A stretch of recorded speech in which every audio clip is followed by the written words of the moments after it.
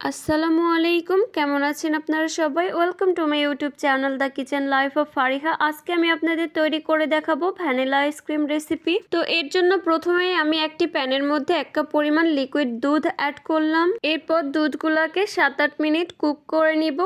এরপর কিছুটা ঘন হয়ে আসলে আমি 1/2 কাপ পরিমাণ গুঁড়া দুধ অ্যাড করব। তো গুঁড়া দুধে একটু পানি মিশ্রিত করে লিকুইড করে দিলাম।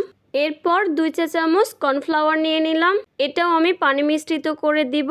এখন সবগুলো খুব ভালোভাবে নাড়তে হবে যেন নিচে লেগে না যায় বা গুঁড়া গুঁড়া না হয়। এরপর আমি 7 চা চামচ চিনি অ্যাড করে দিব। চিনির পরিমাণটা আপনারা আপনাদের টেস্ট অনুযায়ী দিবেন, কে কেমন মিষ্টি খান সেই অনুযায়ী। তো এই তো 2 মিনিট পরে আমি চুলা থেকে নামিয়ে নিব। তো এখন আমি ফ্যান ছেড়ে দিয়েছি যাতে খুব দ্রুতই ঠান্ডা হয়ে যায় ও হ্যান্ড হুইস্কের সাহায্যে আমি অনবরত নাড়তে থাকবো। এবার একটি আইসক্রিমের পটে আমি ঢেলে নিলাম। এরপর আমি ঢাকনা লাগিয়ে 2 ঘন্টার মতো ডিপ ফ্রিজে রেখে দিব। তো এই তো ফিরে এলাম 2 ঘন্টা পর, ফ্রিজ থেকে নিয়ে নিলাম। তো দেখি কি অবস্থা।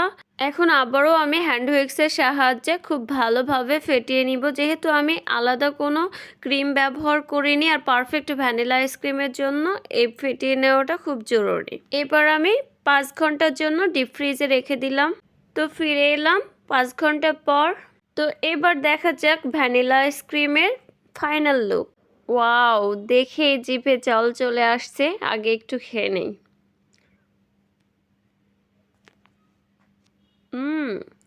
অসাধারণ, দেখুন কতটা ক্রিমি আর জুসি হয়েছে।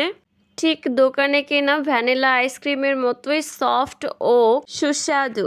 তো আপনারাও যদি ঘরোয়া পদ্ধতিতে কোনো রকম ঝামেলা ছাড়াই এরকম সুন্দর ভ্যানিলা আইসক্রিম তৈরি করতে চান, তাহলে অবশ্যই আমার রেসিপিটি ফলো করবেন। তো এই গরমের দিনে ভ্যানিলা আইসক্রিম কিন্তু অসাধারণ কলিজা ঠান্ডা করা একটি রেসিপি।